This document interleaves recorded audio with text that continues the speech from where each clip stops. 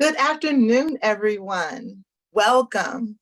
We're excited to have you and so many of you join us from across the country on behalf of the U.S. Department of Education, along with our partners, the Overdeck Family Foundation and Carnegie Corporation of New York. We thank you for joining us here as we are celebrating our 5th installment of the Family Engagement Learning Series. This is a 6-part series on how family engagement strategies can support student success. Together, we are raising the bar for parent partnership. I'm Cecily Darden, Special Assistant for Family Outreach at the U.S. Department of Education, where we are committed to bringing together school, local, state, national, and importantly, parent leaders to make sure every educator and every parent has the tools and resources they need to form strong partnerships between home and school. So we'll start with an overview of what you should expect in our time together today. After our welcomes, we will have an overview of evidence from the field about how family engagement strategies can support kindergarten readiness and early school success. That overview will be followed by 3 short conversations highlighting bright spots from the field, where you will learn more about how local and school leaders are implementing these practices. All of our panelists will then join in a moderated panel discussion, followed by audience Q&A. While today we'll focus on strategies to support student early school success, we have one more webinar planned, which we will preview for you before we part ways. But before getting to this rich agenda, let me introduce my U.S. Department of Education colleague. Dr. Brenda Calderon is Senior Advisor in the Office of Elementary and Secondary Education. She formerly served as the Senior Director for Policy at New Leaders. Prior to this role, she was a program officer with the U.S. Department of Education, where she oversaw millions of dollars in state grants to support schools with low-income students, support services for English language learners, and improve teacher professional development. In 2020, she was appointed as a state board member for the Virginia Community College System by Governor Ralph Northam. Brenda, I'm going to hand this over to you. Wonderful. Thank you so much, Cecily. It's so wonderful to be with you all here today. And we're really excited about today's webinar and the chance to shine the spotlight on early learning and best practices to support family engagement. Supporting early school success is an important part of the department's Raise the Bar, Lead the World initiative to accelerate learning and provide a rigorous, well-rounded education. The Secretary is encouraging more states to use their Title I funds to support access to high-quality preschool and ensure that the kindergarten year serves as a sturdy bridge between the early grades and the early years. Building strong partnerships with parents and families is an essential strategy to align what happens in the classroom with what happens at home. We look forward to hearing from today's panelists on how we can create meaningful partnerships with parents at the beginning of a student's educational journey. It is now my pleasure to introduce Stephanie Sharp, who is a portfolio manager at the Overdeck Family Foundation. Stephanie leads the foundation's early impact portfolio, which aims to increase the likelihood of all children entering kindergarten ready to learn and experience early school success. Welcome, Stephanie. Thank you so much for that warm introduction, Brenda. It's a great honor to be here today with these incredible partners talking about a critical lever for improving children's chances of success, family engagement.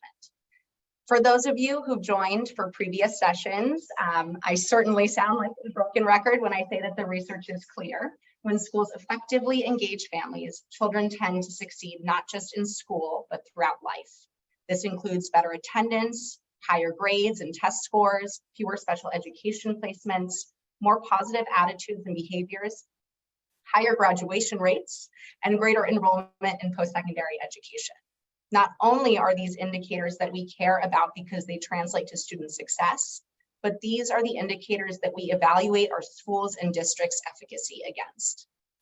This is why Overdeck Family Foundation believes greatly in supporting family engagement across the country.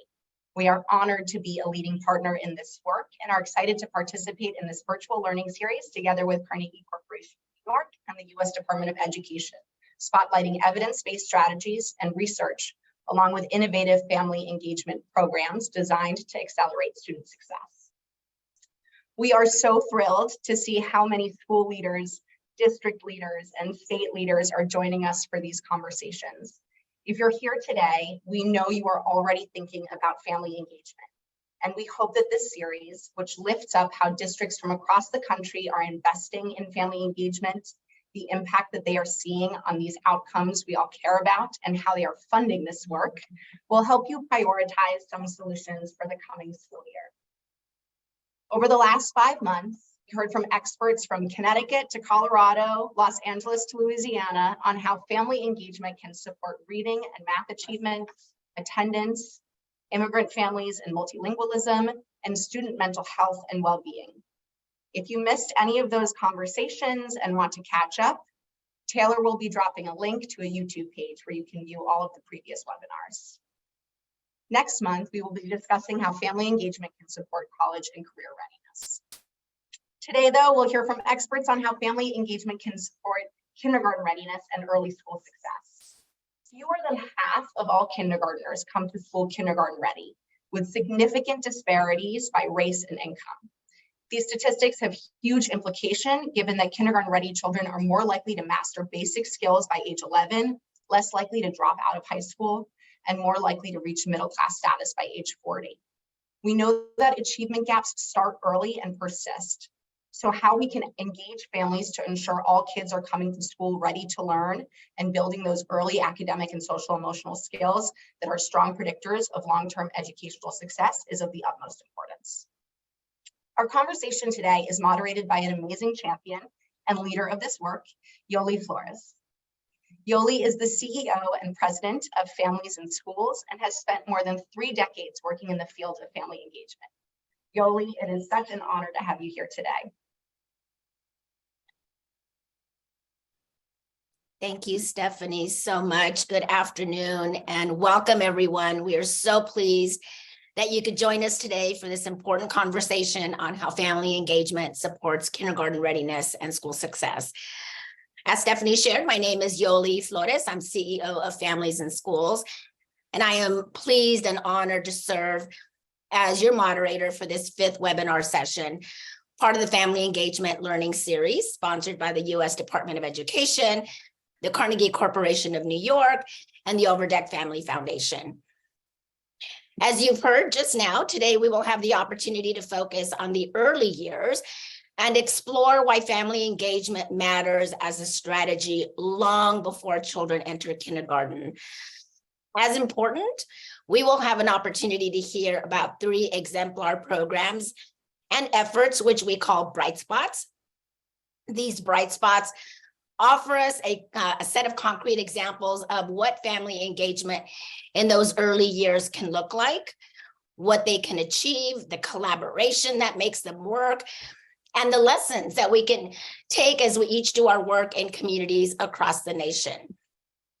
But first, let's get grounded a bit more on what we mean when we say the words family engagement. If you've been part of this webinar series, you've likely have already delved into the definition, but let me share with you my favorite definition, developed by a coalition of educators and families and policymakers in Connecticut. This definition goes like this, it's on your screen. Family engagement is a full, equal, and equitable partnership among families, educators, and community partners to promote children's learning from birth through college and career. And it's precisely because it speaks to family engagement and children's learning from birth that I embrace this definition. For some historical context, you all might know the commitment to family engagement actually for many of us emanated in the early learning space, primarily through one of our nation's most treasured investments in young children, Head Start. Engaging parents in the early learning experience of their children was and continues to be a central component of Head Start. Since 1964, when President Johnson declared a war on poverty and Head Start was launched, we have known that family engagement in the early years yields big dividends for children's success in school and in life. And since then, from our work with Head Start and many other learning programs, the research has well established the impact of engaging families in those early years. So let's take a look at some of that research. This first slide summarizes the research from the 2016 policy statement on family engagement from the early years to the early grades, a joint statement by the U.S. Department of Education and the U.S. Department of Health and Human Services. So first, we know that involving families in both the learning and development of their children has an impact on their health, on reaching their developmental milestones, and in school success. As you heard Stephanie say, we also have more than 50 years of evidence on academic outcomes, including positive attitudes towards school, staying in school longer, having better attendance, and experiencing more school success. A synthesis of this research, which includes these findings, were captured in A New Wave of Evidence by Dr. Karen Mapp and Ann Henderson. If you have not seen that report, we've just put the link in the chat. We highly recommend it. Again, it is a synthesis of over 50 years of evidence. So let's talk a little bit about a more recent report by the Texas Council on Family School Engagement. This report offers additional evidence of the impact of family engagement in the early years, affirming that family engagement fosters school readiness and early learning in literacy and in math. Their research shows that when parents helped promote reading skills such as learning word recognition, children showed an increase in literacy skills. The research also saw improved math skills and a narrowing of the school readiness gap when parents were trained to use digital tools to support their children's learning. Finally, a couple more elements to consider. We know that regardless of race, socioeconomic status, or levels of education, family engagement has an impact on student success. This too was in the New Wave of Evidence report. And family engagement, as we've seen many probably ourselves, whether it's the research or own experience, is highly predictive of subsequent family engagement. In other words, parents that are engaged in their children's early learning experience are more likely to remain engaged when their child enters elementary school. So study after study, indeed, now close to 60 years of research, confirm the value and importance of family engagement in the early years. So if we know all this, where do we go from here? What can we do, continue to do about it? It is these questions that bring us here today. You learning and sharing what you learn in your early learning program, in your school, in your church, in your community, at your polling booth. Your leadership can move us forward in ensuring that we invest in family engagement as a key strategy in our work so that all children can achieve. So I want us to get started. Throughout the webinar, I encourage you to post your questions in the Q&A section of the Zoom platform. We will try to get to as many as we can toward the end of our webinar. And with that, I am pleased to introduce our first set of speakers from Waterford.org and Orangeburg County School District, who will share about their family engagement model or their bright spot.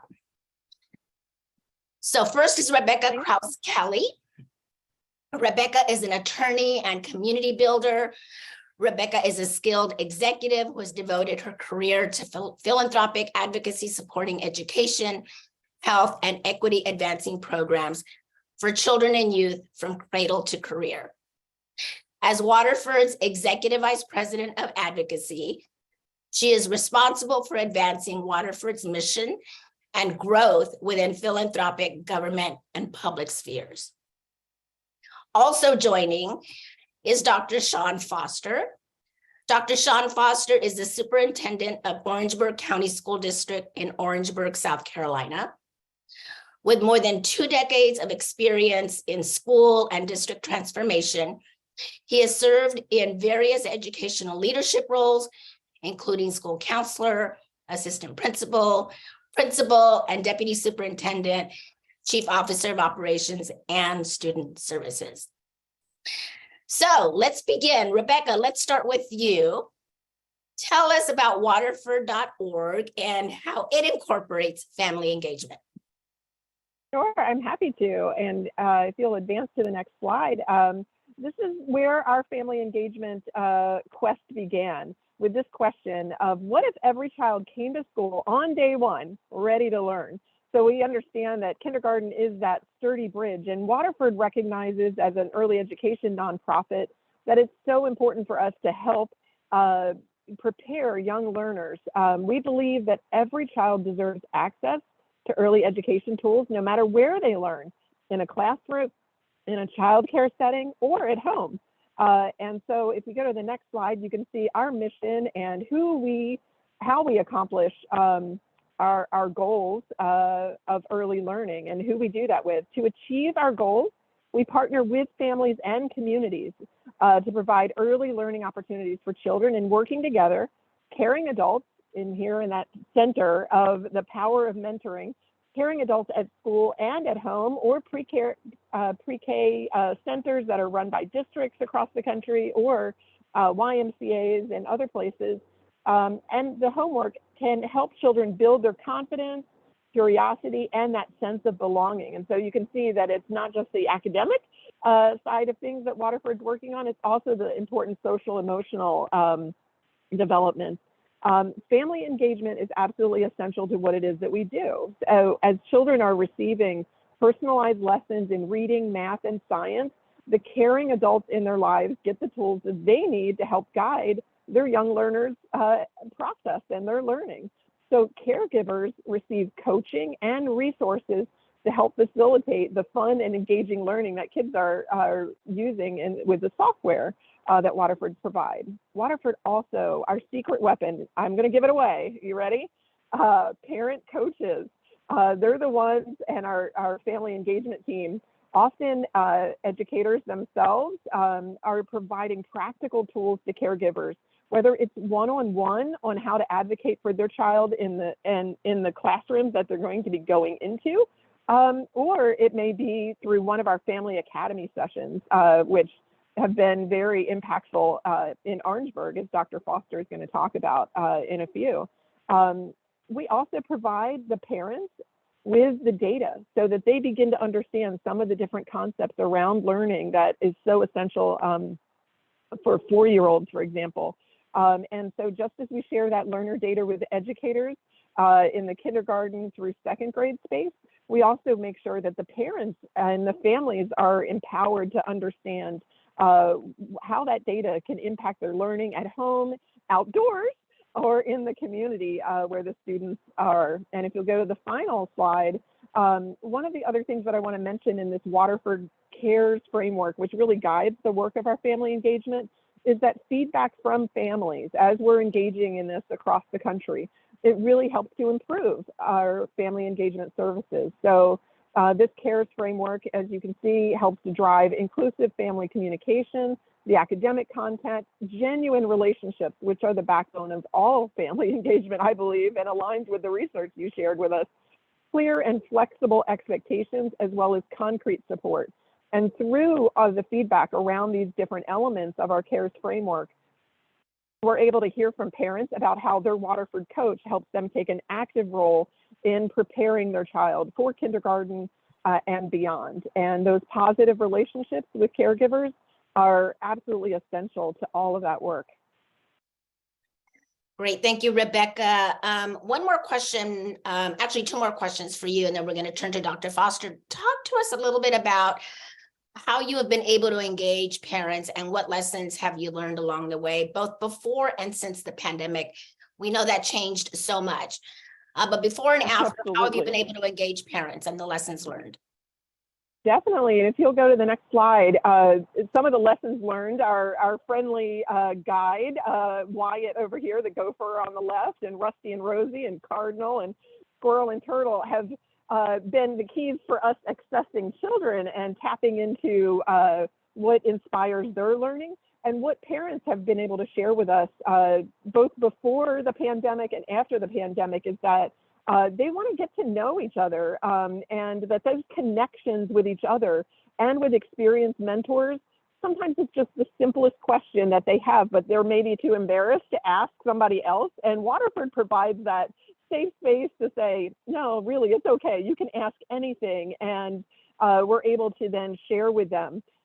Before the pandemic, everything was done in a one-on-one parent coaching format. What we've learned, I think all of us collectively, is that one-to-many can also work and virtual settings can also work. And so we're also leveraging all different kinds of technology.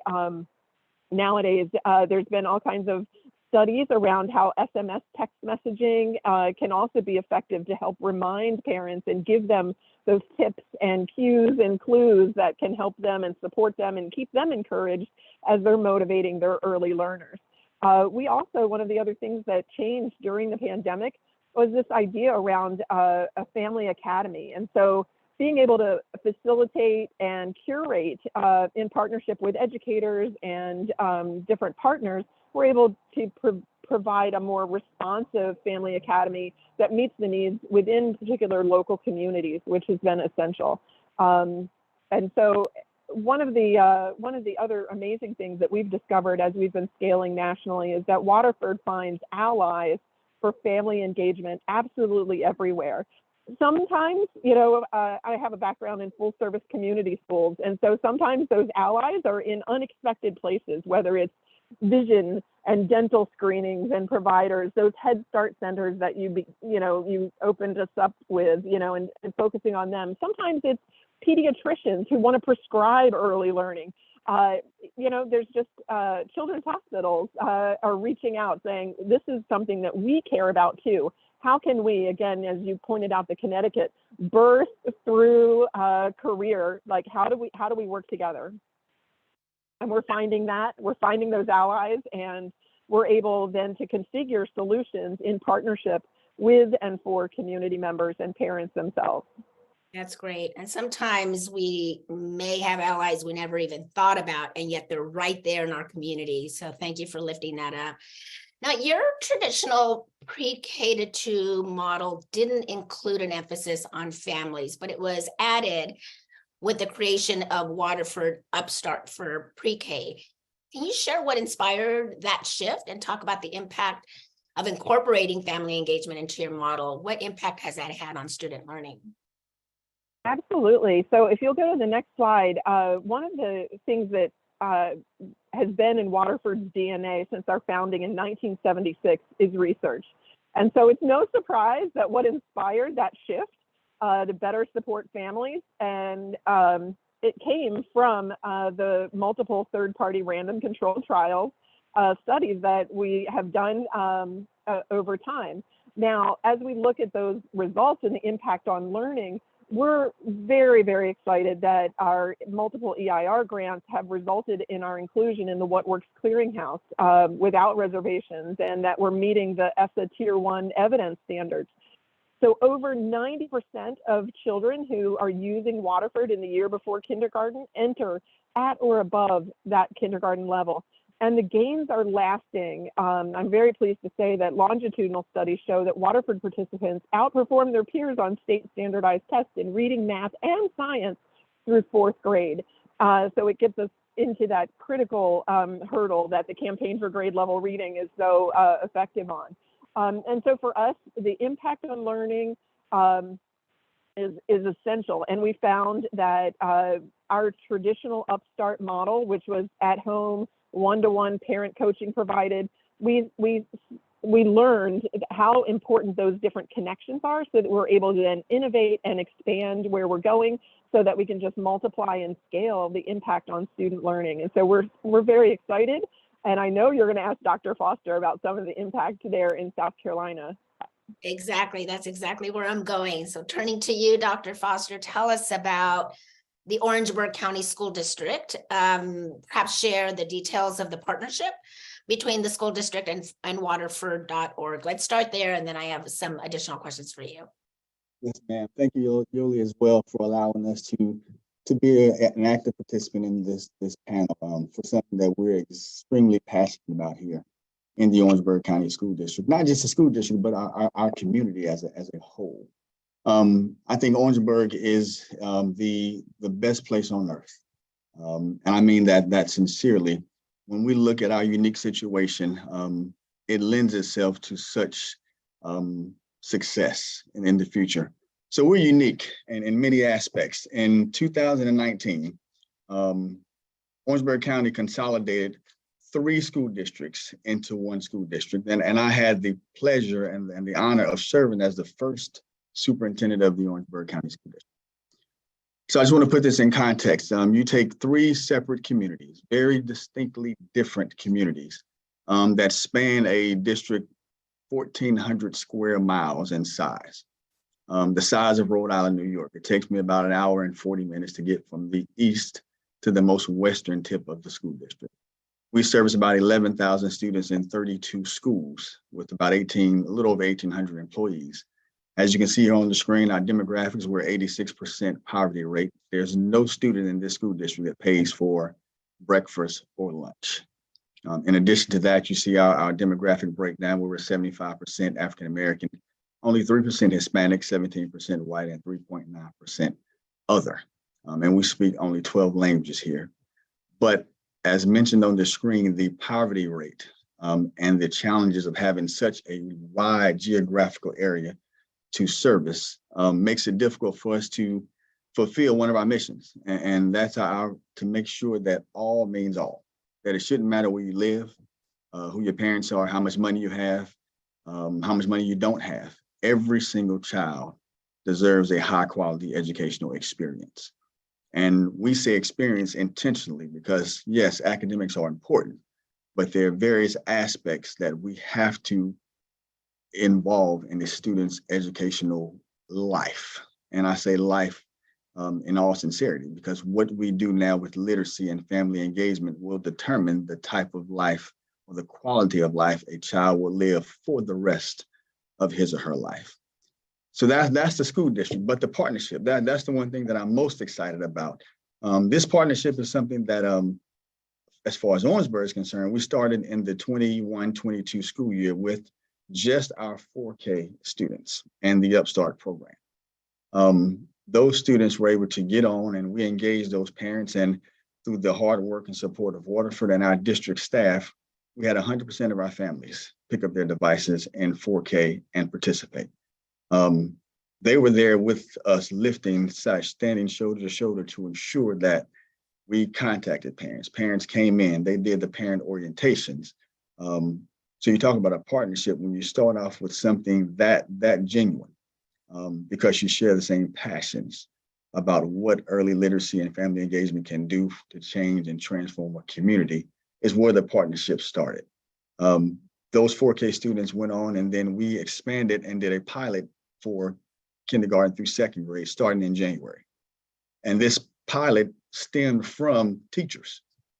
Many of our teachers started to hear about the Upstart program, and they would speak to their colleagues about what was going on, and they were actively wanting to be part of it. So as superintendent, when you have teachers call you and say, I want to do this, can I do this in my classroom? And again, as a partner, Waterford stepped up and said, well, we'll give you guys an opportunity to pilot K through 2. So that's what we did. And that partnership has been a standing partnership that has yielded mutually beneficial relationships. And I believe that not only have we benefited from this, but I believe the feedback that we've given Waterford on how we can continue to improve parent engagement, working with our parent facilitators in our schools and their parent coaches, making sure that there's a seamless connection with those two entities is what it means. You know, we can all implement a program, but the fidelity and the partnerships and the shared beliefs and passion is what makes a partnership work for the overall best outcomes for students.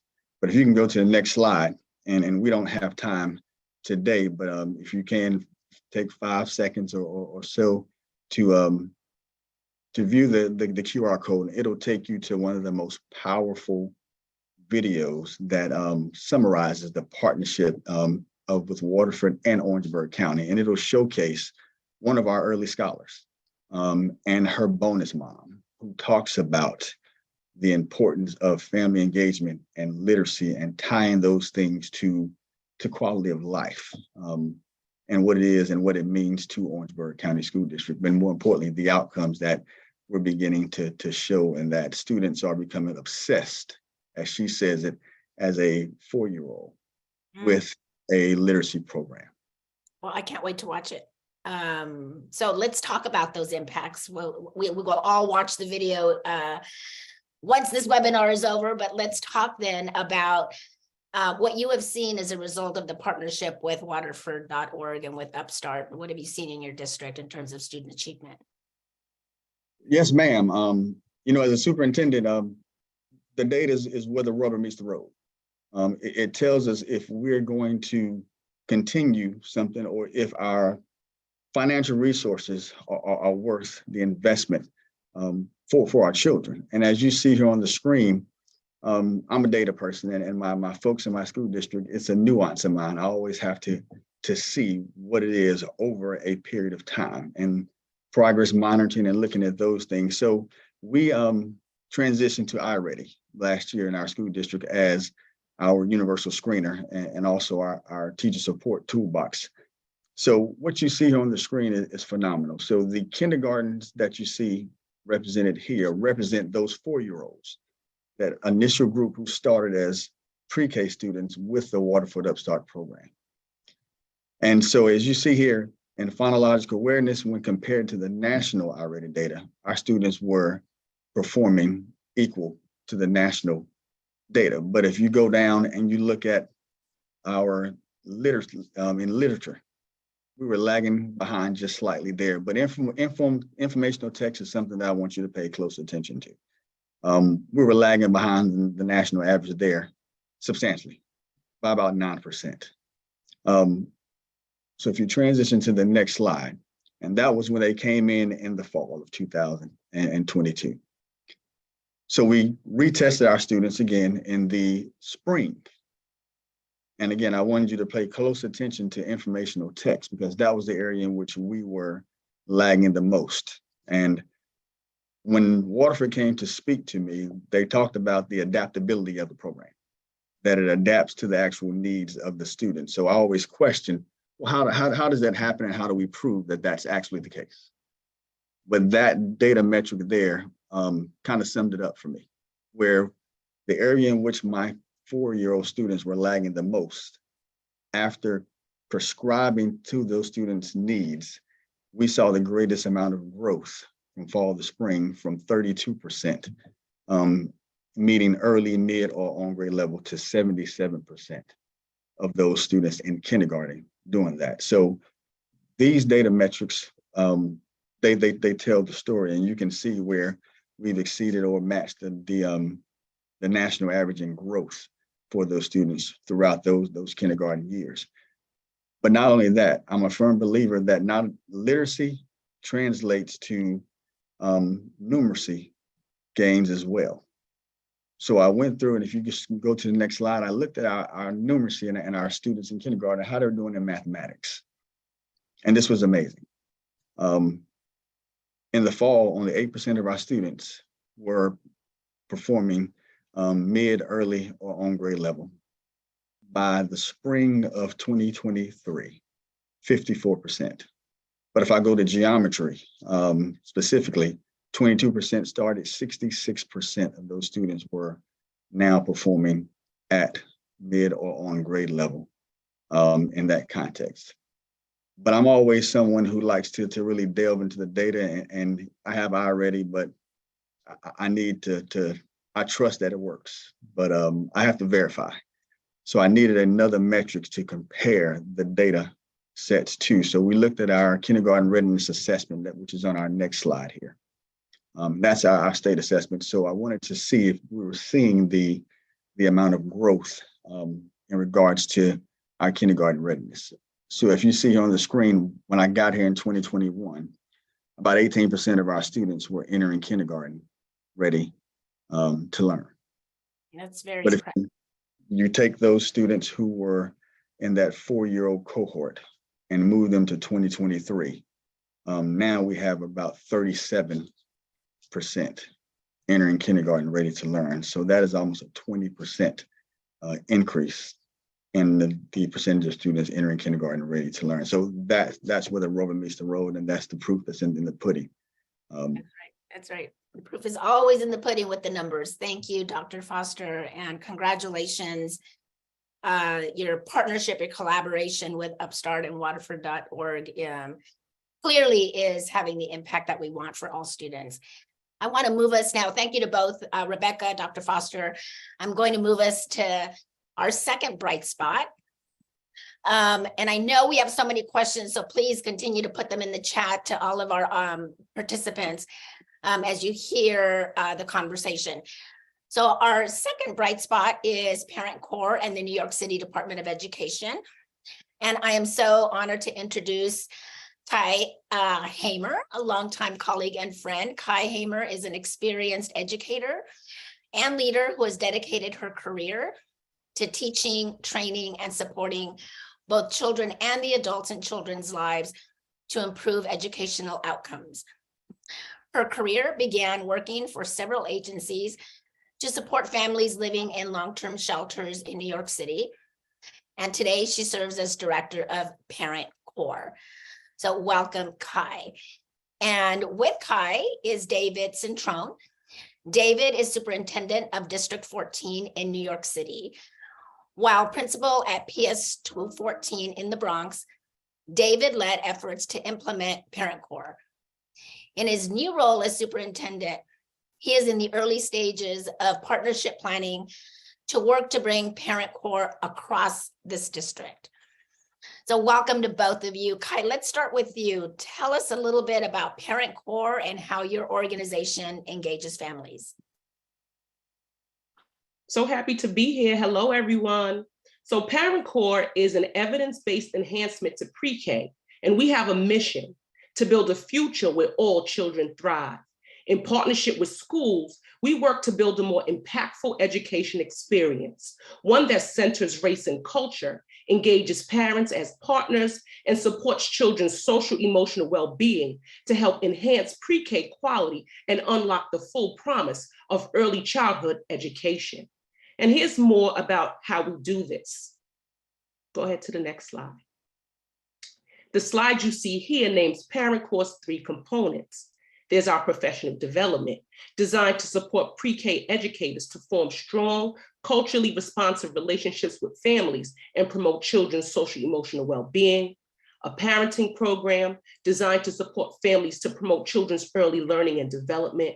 Parents connect, share their experiences, and explore evidence-based parenting practices that they may choose to incorporate at home. And then Friend School for the pre-K children in the classroom, designed to support children based on the wealth of evidence that social emotional learning is foundational for healthy development. Children learn to communicate their thoughts and feelings, develop a positive sense of self, and have fun. Through this integrated model, we engage all the adults in children's lives in order to build meaningful homeschool partnership and support emotionally responsive environments at school and at home. And when we talk about engaging families, we're talking about helping schools create the conditions for families to feel seen, cared for, and valued when they walk into the school building, every time they walk into the school building, setting the stage for real partnership. I'm talking about more than pretty flyers and serving coffee. I'm talking about unearthing the values and beliefs that educators hold about families, that we all hold about families, especially those poorest, most marginalized, with the darkest skin, and whose dominant language is not English. I know folks believe that they care for all families, but actually there can be a lot of judgment and misunderstanding that blocks our ability to create the authentic relationships needed for school communities to thrive. I want to give you an example. Imagine walking into a big box home improvement store to look for a little piece you need to fix your sink. The store seems huge and you don't know what aisle to look in. You walk past two employees who seem to not notice you. You want to approach them, but you feel intimidated as they laugh and talk amongst themselves. Eventually, you leave without having your peace or your needs met. Your experience was terrible and you never want to return. For some families, this is their experience at their child's school, standing in an office or in a hallway, feeling nervous, having not been greeted, noticed, or valued, and when finally getting someone's attention, feeling rushed or even judged by tired, overwhelmed staff. I've seen this, and if I am my most honest as an educator, I have done this. But then I came across Parent Corps. Our professional development supports educators to think critically and self-reflect on how they show up or don't show up when interacting with families. And then we arm them with evidence-based strategies rooted in the science of early childhood that they can immediately apply in their schools and classrooms. This family engagement support transformed me, and now we aim to transform the pre-K experience for children and families with new partners across the nation. Thank you, Kai. You described the experience my mother went through as I was a child and she would come into the school. So thank you for sharing your honest self and the experiences that so many of our families have. Let me ask you a little bit about the model and what evidence you're seeing that the model has been effective in all of the ways that you wanted it to be. And what is it that supports authentic family engagement in that process? Okay. Parent Corps has rigorous evidence, as you can see on this slide. We have evidence of Parent Corps' impact from 2 randomized controlled trials. These RCTs, which included 1,200 children in New York City, show positive impacts for teachers, parents, and children. Teachers in schools randomized to implement Parent Corps demonstrated more responsive teacher-student interactions. Parents showed greater involvement in their children's learning. And lastly, Parent Corps has meaningful, positive impacts on children from kindergarten all the way through middle school. This includes a 24% lower risk of reading below grade level in kindergarten, 50% fewer mental health problems, 50% lower likelihood of obesity in elementary school, and 44% reduction in chronic absenteeism in middle school.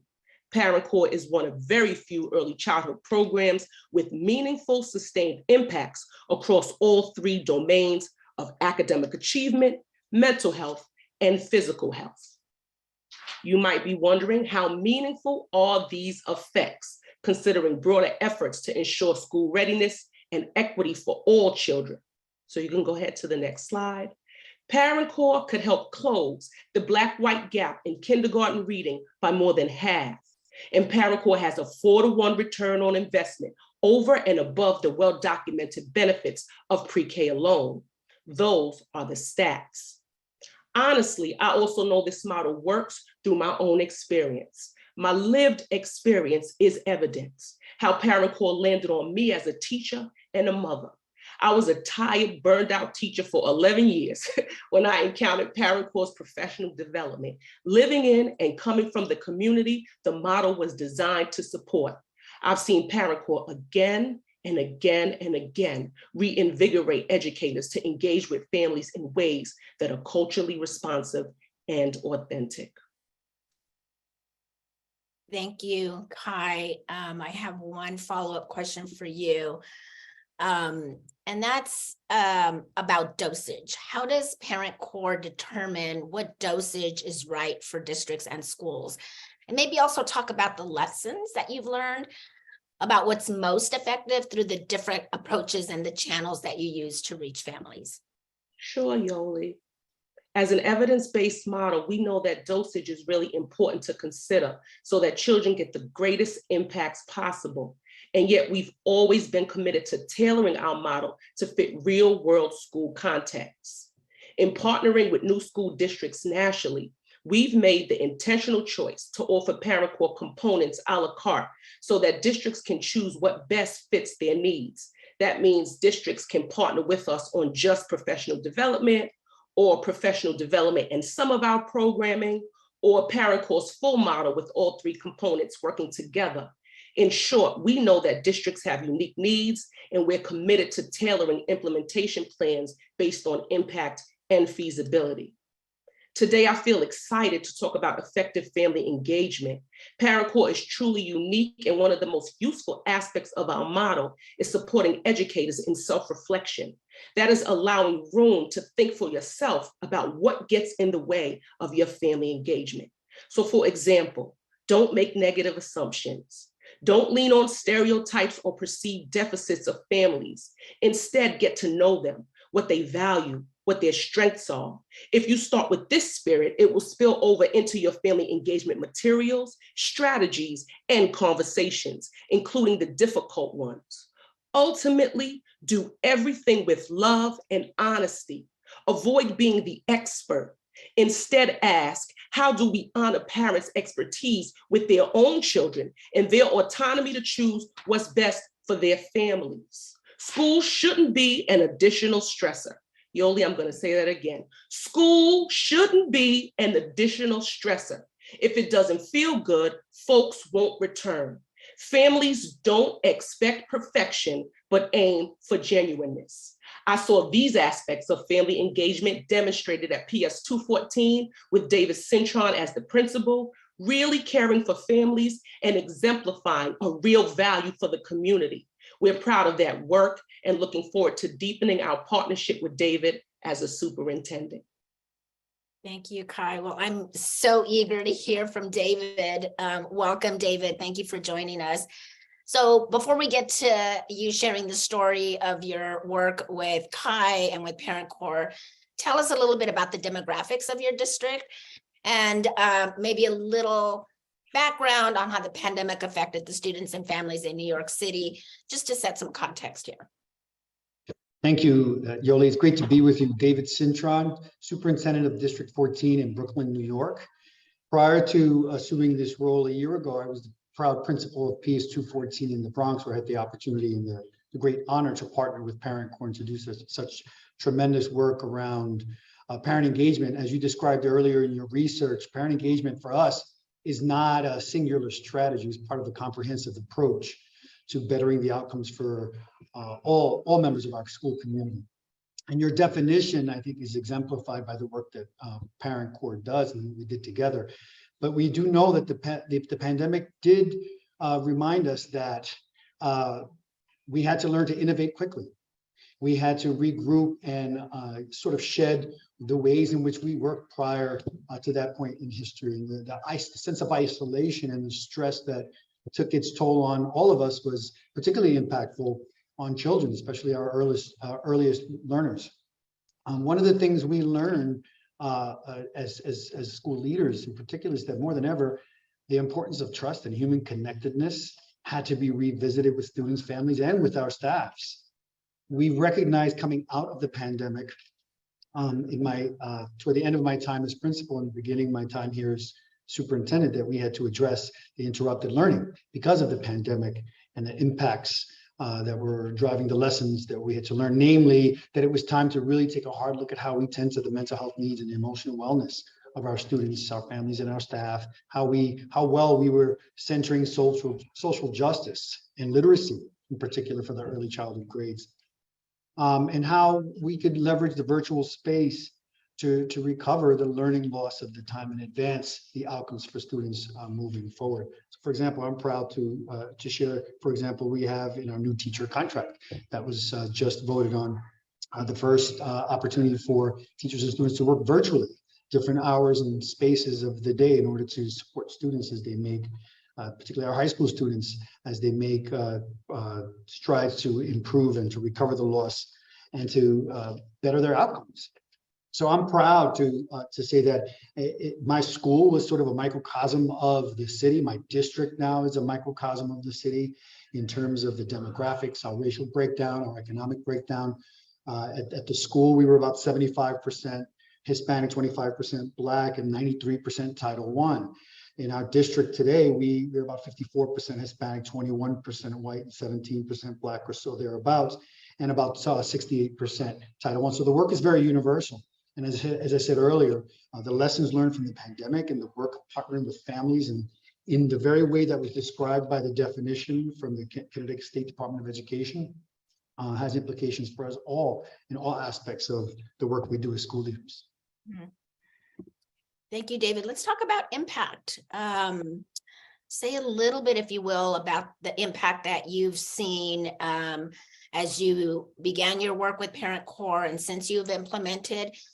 And then maybe as important, your vision for this model now that you're leading the Department of Education District 14. How are you thinking about it more broadly? Thank you for the question. I'm not going to repeat the data you heard earlier from Kai because my students, all 1,000 of my babies at 214 are represented in that data set, and my more than 10,000 plus students represented in District 14 across 26 schools are represented in that data.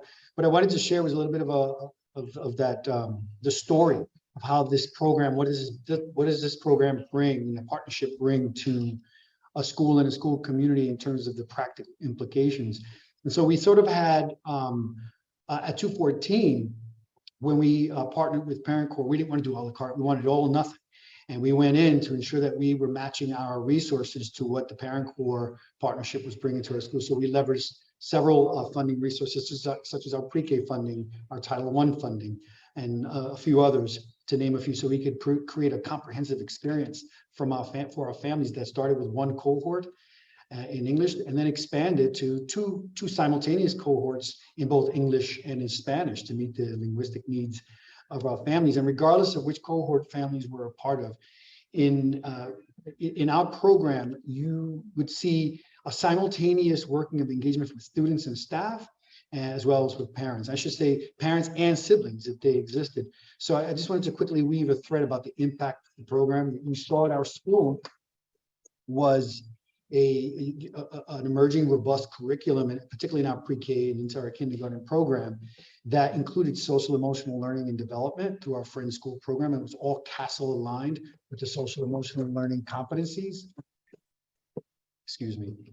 For our parents, simultaneously, our parents were engaging in our parenting workshops with a mental health provider that was trained and coached by Parent Corps right at our school to support our parents as they were learning this additional skills for supporting their children and the acculturation process into school. In terms of academic support, we were providing pre-K students and their siblings with, if needed, additional staff that would provide academic support during our programming activities. And while that was happening, our parents were engaging in extension activities that reinforced the academic content that students were learning if it was needed. We included an arts and crafts and recreational portion of the day so that the students involved in the program and again their siblings could have the fun that was needed as part of their school day, while our families were connecting with one another, engaging in the learning, creating a network of support that extended to our bilingual and our multilingual learners.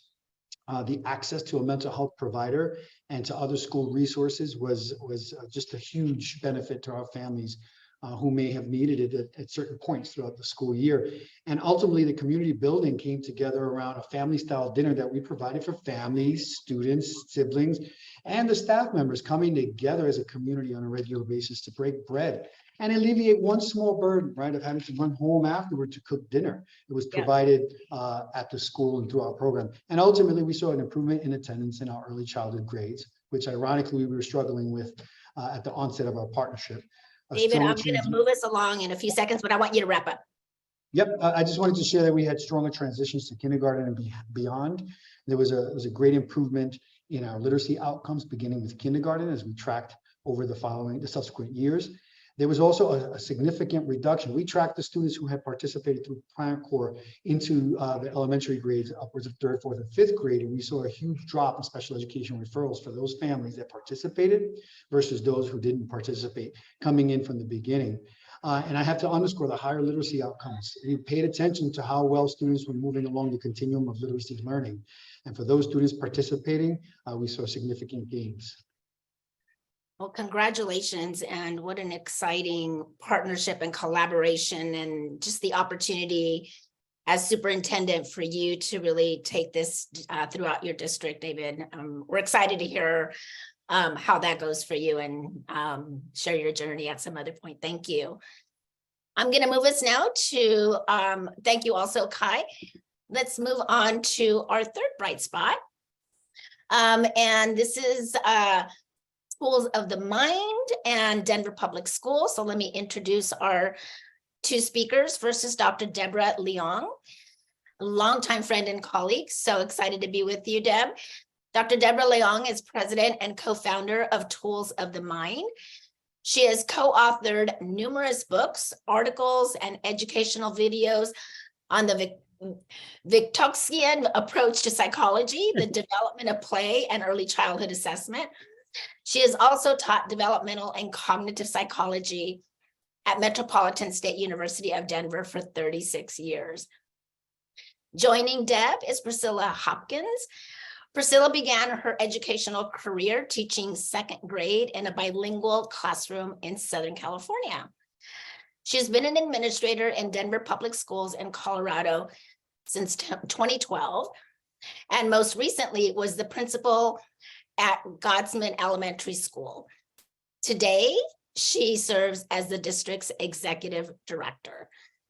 So Deb, let's start with you. Tell us about Tools of the Mind model and how it incorporates family engagement.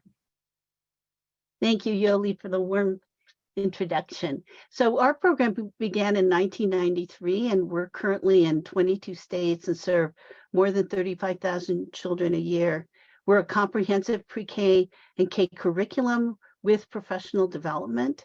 We emphasize the development of self-regulation, executive functions, and academics. We leverage the use of make-believe play and playful learning in learning activities, and we really emphasize teaching children how to learn how to learn. And we build family engagement by helping teachers build partnerships with their parents. So it really isn't us directly interacting, but helping teachers create those. Next slide, please. So why the emphasis on executive functions, which is built into everything that we do? It's because executive neuroscience research shows that executive functions have a huge effect on later achievement and adjustment. So it's this is an added emphasis to and embedded in all of our activities. Next slide. So we were one of the first programs to show that executive functions could be modified in a classroom and that it has impact on child health and achievement. And there are links to those studies in the information on our website. I think that we put a link in the chat box. Yes. So the next slide. So our definition of this is, these are our family engagement goals, and I think they're pretty similar to what other programs have: boosting parent confidence, helping them understand tools, activities, empowering parents to support executive function. But a key goal for us is really scaffolding learning itself. So we want parents and families to be able to scaffold the learning process to help children answer questions like, how do I know I'm right? And what do I have to do to remember something? And how do I know if I practiced enough? And how can I learn from mistakes? I'm so frustrated, what should I do? Because through the child's lifetime, parents will have to scaffold skills that they really don't know how to do themselves, but the human process of learning is the same. So if every time a child learns something, you really need to think about that, we believe, as practice and learning itself. And that should be the emphasis of one of the major emphases of parent engagement. Next slide. So our early attempts at engaging parents were like many school programs. We had newsletters, parent nights, conferences. We sent children's work home with explanations. Next slide.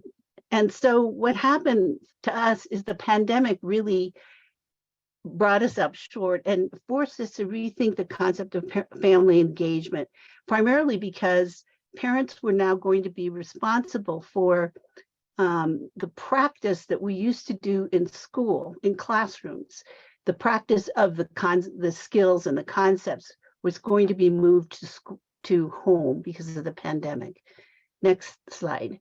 So the pandemic meant that we had to figure out a way to help parents achieve sufficient frequency of practice, to make practice as errorless as possible, and to have that practice scaffolded in such a way that it really helped children learn how to learn at the same time that they learn the skills. So we decided to use technology to build this seamless transition from home to classroom and classroom to home. Next slide. So we created a parent portal that was accessible on tablets, computer, or a cell phone. Had a parent page that explained what the kind of practice should be and how what parents could do to scaffold the children. And then there was a child page that accompanied it that had the materials and the activities that the parents could use.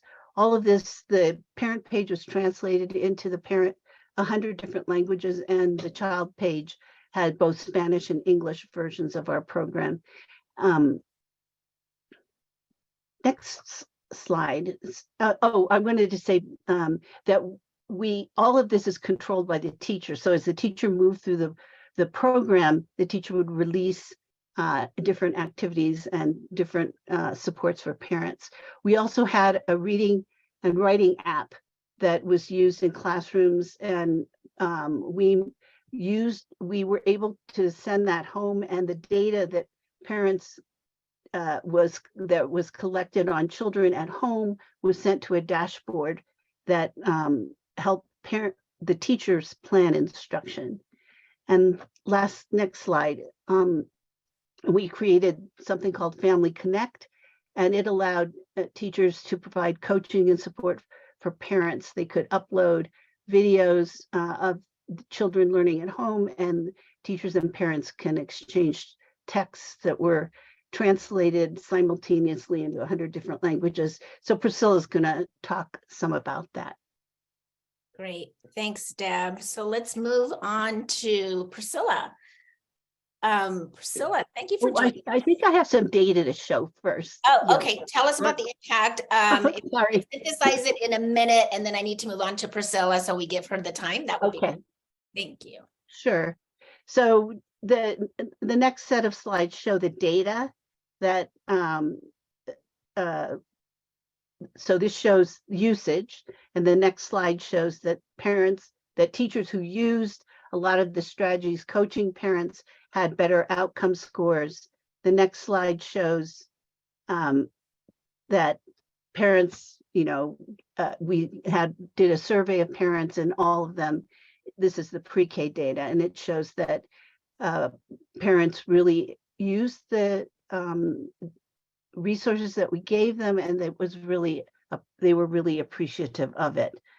And so the next set of slides were about how we have now incorporated all of this family engagement into our actual program. And we now have teacher competencies that support it. We have coaching support for teachers on how to coach parents. And we have we are working really hard on all of that. And I think the future for all of this, I'll say really quickly, is that we need to figure out a way to continue what was going on during the pandemic, when we were able to get parents to really be much more engaged. We need to figure out a way to continue doing that now that we've gone back to school and teachers are really much more busy. And I feel that actually technology really holds a key into how to do this without overtaxing the parents and the teachers. So you can skip all the slides and go to Priscilla's slides. Brittany, sorry. I thought I had a few more minutes. No, or the time just goes by too quickly when we're getting so much wonderful information. So let's continue with Priscilla. Thank you, Deb. Priscilla, let's hear from you. What feedback have you heard from families themselves in Denver who have used the tools, resources at home? And do you have any stories of change in parents and their children that you could share with us? Yes, thank you so much. It's so wonderful to be here talking about something that's so important, and that is how to bring together families and school. And it's that age-old question, how do we do that best? And I have been working with Deb Leung, who just presented, for over 10 years. And when I was a principal, I implemented Tools of the Mind because of just all the wonderful opportunities that it did provide students to learn how to learn, and parents to be a very vital part of that process. So today I'm just going to talk to you a little bit about what that can look like in a school setting. And as a principal, I just appreciated so much. And then now as the executive director of early education in Denver Public Schools, again, like Deb said, this is just an ongoing challenge for us to bring parents in to be part of the solution as their child's first teacher, and to really honor that. So we can move on. These are just lovely pictures of that happening. And this slide speaks a little bit to just the importance of parents feeling that sense of involvement. Our parents loved engaging in what was happening in the classroom because they were a part of bringing in props for children to make things. And it just created a lot of opportunity for parents to actually come into the school. And I think that can happen again, even after all that happened with the pandemic and all of that time that was not, that we were not able to do that. So when we talk about school readiness, I just, one of the things that I noticed and that our data showed in actuality was how impactful it was to have a continuation of programming between preschool and kindergarten. And yes, we talk about kindergarten readiness, but that ability to align efforts and to really focus on executive function skills and children learning how to learn and bringing the parents into that process was key to very high end of year data results in both pre-K and kindergarten, and with our kindergarten assessments. And I would say that it was the majority of the children in our schools, and now I can speak for multiple schools in our district, met the academic as well as the developmental targets that we had set for them. So we can continue. And again, this just speaks to different kinds of ways that parents can engage, everything from newsletters. And then I'm going to have some fun talking to you about one way that parents loved to engage and that it was simple for them to engage. And that's using a cell phone, because it's something that it was just have, and it was easy to use, and it was what they were most easily connected to. So we'll talk about that now. We can move on. And I am going to show you just a very precious video. So we will start it. We won't watch the whole thing, but I'll start speaking when we watched a portion of it. So thank you. Mi nombre es Julieta. Soy veterinaria y cuido a los animales cuando se golpean o tienen mucha temperatura. A ver, acuéstate. Te lo cuento tú. Tienes poquita temperatura. Vamos a ir así.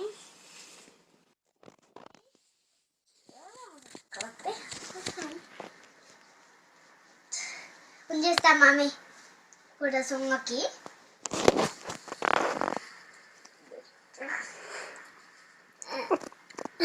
Okay. We can stop there, but that gives you an idea of what this particular technology tool does. And there are so many things happening here. We could really speak for an hour about these opportunities, but if you can see the pictures next to the video, this is a conversation that is going on between the teacher and the parent.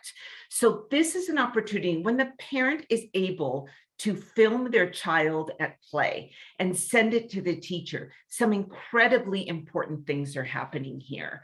First is that it creates a shared experience and an observation where both parent and teacher are viewing the same thing. So oftentimes there is a disconnect between what the parent thinks they might see, or the teacher's seeing and the parent's not there to see it. So this provides an opportunity for the teacher to coach the parent in their child's learning, and in their child's, frankly, learning how to learn. This is an important thing that can also continue on to further grades, but many parents in my community felt like they didn't know enough. They couldn't speak English, so they couldn't help their parent, or they didn't have a college degree or a high school degree. But doing this kind of coaching between the teacher and a parent not only creates a beautiful rapport and a strong relationship bond between the teacher and the parent, but it also empowers the parent and allows them to understand that they do have the ability to make sure their children are learning how to learn and helping them do so. So that's just a very powerful connection that can happen with this tool. And also, if the teacher speaks English only, the parent speaks Spanish only, this technology translates the text in real time, so that is also, the language piece is also not a barrier. So I believe a technology like this is easy to use, it's fun to use, it's joyful to see your child in a video like this. It's a precious memory that you can hold. And it also helps the teacher point out some really key things, so the parent knows, wow, my child really is moving along. Look at the vocabulary that was used in this video, and all the things that can be learned just through observing this child. So it's really wonderful. So we can move on. Thank you, Priscilla. I love the video and the technology that automatically translates. We're going to skip the last question, but we'll probably have an opportunity for you to speak to that question, which is about how are you thinking about really building this out district-wide. But just because of time, I want to move us to bring the full panel. Before I dive into more questions with all our panelists, actually, I want to remind everyone to please put your questions and anything that you want to ask in the Zoom Q&A. We're going to get to them in just a little bit, but I wanted to bring all of the panelists together and really just engage in a brief conversation as a panel. I have 3 questions, and then 3 or 4 questions, and then we'll move on to questions from the audience. So first, everyone, thank you. Amazing bright spot stories, and love the passion, the impact, and the reminder that parents so want to be part of their children's education. We just need to open our hearts and open the doors. So first question. We've heard about some really great program models, all of them actually. And I wonder, Sean, to start with you, Dr. Foster, what are the most important elements that schools and districts should pay attention to when selecting a family engagement program for their educators and their parent communities? So we'll ask Sean and David if you want to jump in, or Priscilla, and then we'll move on to that question after that. Thank you, Yolie. For me, there's some key fundamental foundational things I believe you should look for. And for me, it's about our community need, first and foremost. But then it's the alignment of values. The program has to align with the values of the school district and our community and our parents, in order for our parents to truly buy in and believe that the engagement program is there to help not just their child, but the entire family system. But also, being a large rural district, scale. They have to be able to scale the geography of our school district to ensure that everything is equal and again, all means all, that every single child is getting a high quality educational experience, but also ease of implementation. It can't be something that is extremely daunting for us to implement, as we have other things that we have to ensure that we do for that overall experience, but also the availability of data to ensure that what we're investing in is giving us the outcomes in regards to what it is our core objectives were. So that's what I look for in that program. But the most important piece is the values piece. Absolutely. Thank you. David, your thoughts? Yes, I completely agree. I'm so sorry. No, please. I completely agree with Dr. Foster and the importance of a partnership that's aligned and mutually accountable. In addition, I would say what school leaders and district leaders should focus on is consistent messaging and communications about the program, its added value to families and the overall school experience. One of the strategies I would suggest is identify the champions within the school community who can consistently work on that messaging. And I would also say that robust professional development for the practitioners within the school community that are going to be participating in partnership with the program should be front-loaded, ongoing, and include opportunities for coaching to enhance the skill set. Thank you, David. And Priscilla, your thoughts? Yes, thank you. I would say to make sure that parent engagement remains joyful, something that will bring the parents in to have a great time at the school and with their child.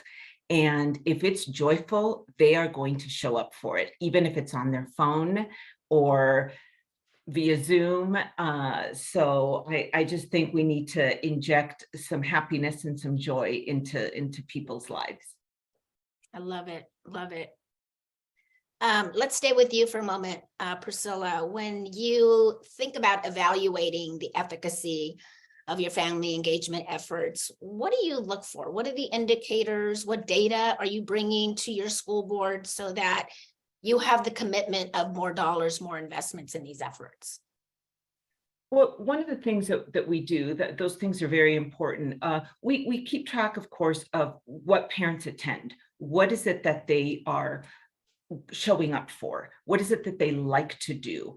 I figured out as a principal that parents really wanted to know just two things. How is my child doing?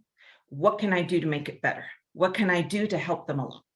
And so that if that could be in the context of something really enjoyable to attend, then that's really important. So we look at that data. What are they attending? And then we really try school by school to survey parents and just to ask them what they would like to see. Do they want, how would that teacher time look like? So that could look like anything from a hub at a school, which just has computers and places for parents to mingle and to check their email or talk to each other, anything of that sort, to an event where they're actually learning some things about the way their children learn. And then the other one I would say that we have found that parents love, especially in early education, is just getting inside their child's classroom and seeing what's happening there and engaging with their child in the classroom. So those are the things that that the parents in Denver really want to see. And David, let's have you chime in on this question as well. What I would add to that is perceptional data that we collect on a regular basis. So we have a two-pronged approach. We track the participation rates of families who are engaging with us on an ongoing basis, but we also want to know, we want to get the concrete feedback from them on the specific program objectives that we've set in terms of levels of satisfaction and practical use of the strategies. In terms of students, we, as I mentioned earlier, we track student attendance rates, and we use comparison groups for those who participate in our programming compared to those who don't. And two other pieces we're working on are SEL screeners to ensure that we're connected to the social emotional learning competencies that we're seeking to improve within our school community and among our student population in particular. And finally, we're still working on a system that will allow us to track how well parents and families are able to access the resources outside of the traditional or formal program that we're connecting them with through the parent engagement activities. Wonderful. Thank you for that response. I'm going to ask one of the first questions from our audience, and this can be for any of you that want to respond. And it's yes, for schools and organizations. How do your schools and organizations think about family engagement in terms of really recognizing families' cultural and linguistic differences? How do you ensure that vulnerable families are also engaged as you bring them together? I'm going to start with you, Kai, and then ask others if you want to chime in to just come on in. Yeah, so honoring culture is one of Parent Core's essential elements. You cannot, or at least we believe you cannot effectively engage families if you are not honoring culture. Honoring is different than recognizing or even understanding. Honoring means to highly respect and to hold in great esteem. So what does it look like to hold in great esteem the different languages and cultures represented in your school district?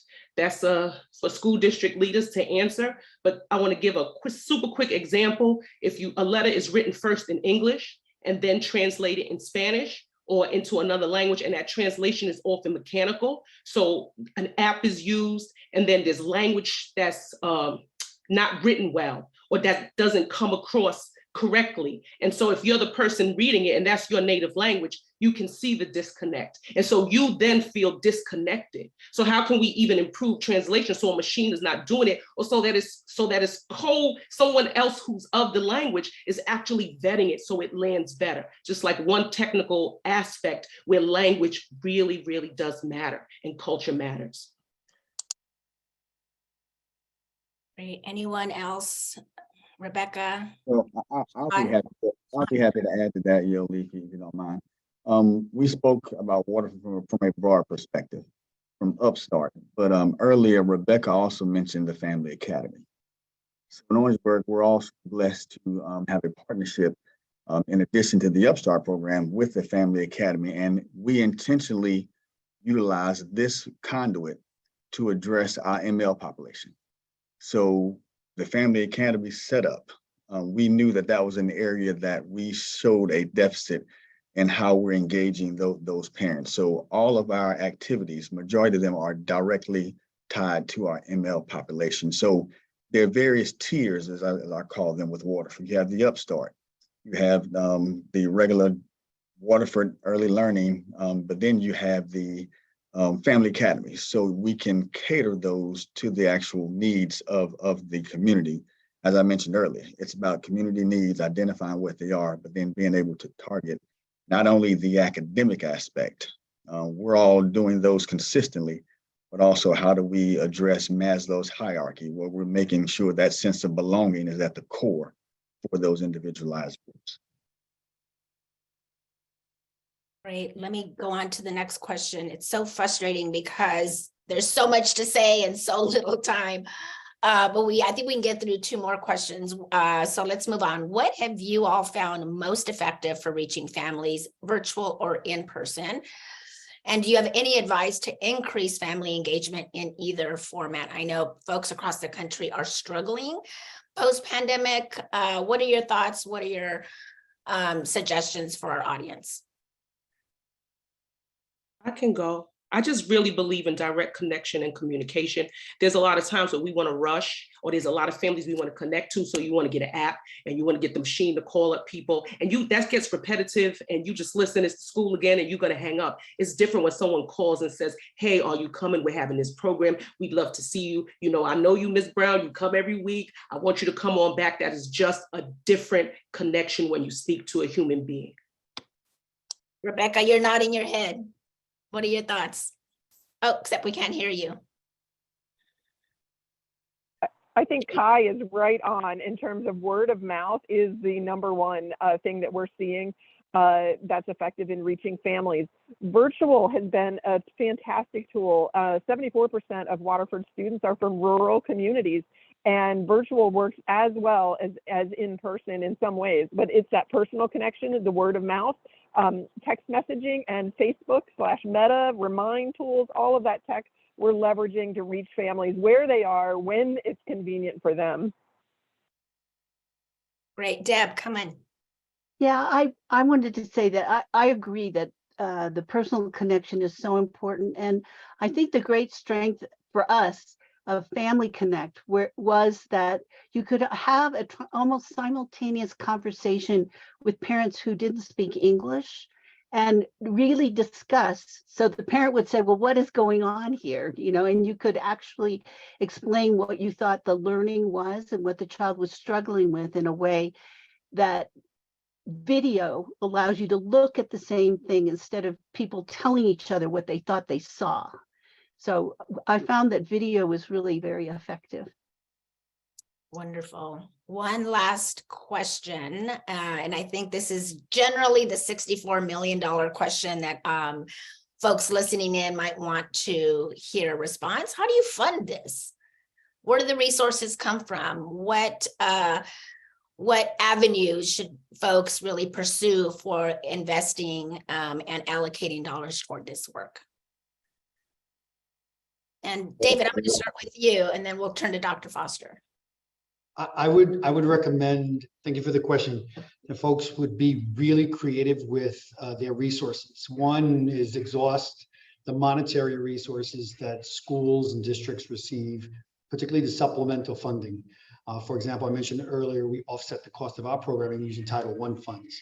But we also were very aggressive in pursuing grant opportunities. And that's what we're currently doing now at the district level to bring this to scale and offer out such a program like a Family Opportunity Center to families across our district. And the last thing I would say is not to forget the in-kind services that schools and districts can provide. There are tremendous resources, human capital that exists in schools that can be repurposed for such programming, the technology that's available within schools to provide a hybrid environment, for example, for those parents that may not be able to make it. And of course, leveraging translation services to ensure there's greater access. Thank you. Dr. Foster, you wanted to also chime in here. Yes, ma'am. The first thing when it comes to funding, I always tell people, if you show me your checkbook, I can tell you your priorities. So I always lead with that, because if early learning is a priority of yours, then it should not be something that is on the lower tier of funding. But here we're blessed because there's a partnership with the State Department of Education that helps fund our Waterfoot Upstart program for our 4K students. However, again, the priority conversation comes up when it comes to our kindergarten through second grade, which I fund through general fund here in our school district, and we'll continue to do that. But also the Family Upstart, the Family Academy program. In addition to the State Department and the school district, Waterford also puts in a little more shoulder where they've written a grant, and they've allowed school districts to join in the Family Academy grant, which many of us have taken advantage of. That again gives us that tiered approach to family engagement. So we're looking at 3 funding sources to make sure this happens. And I think that's because early learning is a priority that we're going to keep in the forefront. Terrific. Denver, how are you paying for this?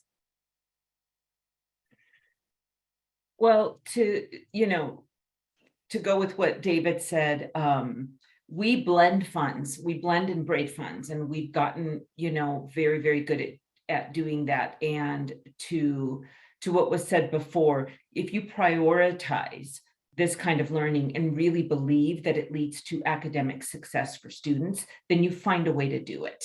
So I did that as a principal. So we always funded family engagement, that kind of family engagement at a school level, because we had the funds to do that, and I prioritized those funds. And now as a district administrator, we work with principals to help them figure out their budgets to do that. And then also the grant funding and the state and the city funding. We have Denver preschool program in Denver. So we blend and we braid, and we've gotten very good at doing that. And just a reminder that budgets are a reflection of our values. So thank you for underscoring that, Priscilla. If there is a will, we must find a way. We have enough evidence of the importance of family engagement in these early years. Dr. Calderon reminded us earlier, and I just want to put another plug in as we wrap up, that full service community schools are supporting this work and have an invitational priority for kindergarten. So please look into these dollars. And we talked about Title I, other federal dollars. Look at your state, look at your local communities. Again, if there is a will, we can find a way. So that brings us to the conclusion. I need to turn this back to Stephanie. Thank you to all of you. It's been an honor to be your webinar moderator. And Stephanie, I'm going to turn it to you. What an incredibly rich discussion. I am really struck by the extent of persuasive data, both quantitative and qualitative, that really demonstrate how these strategies and programs work. All of our wonderful panelists today deserve a huge round of applause. Again, thank you so much to the Carnegie Corporation of New York and the U.S. Department of Education for being such tremendous champions and partners. Please don't forget to register for our next discussion on July 25th, which will focus on how family engagement strategies can support college and career readiness. Thank you so much.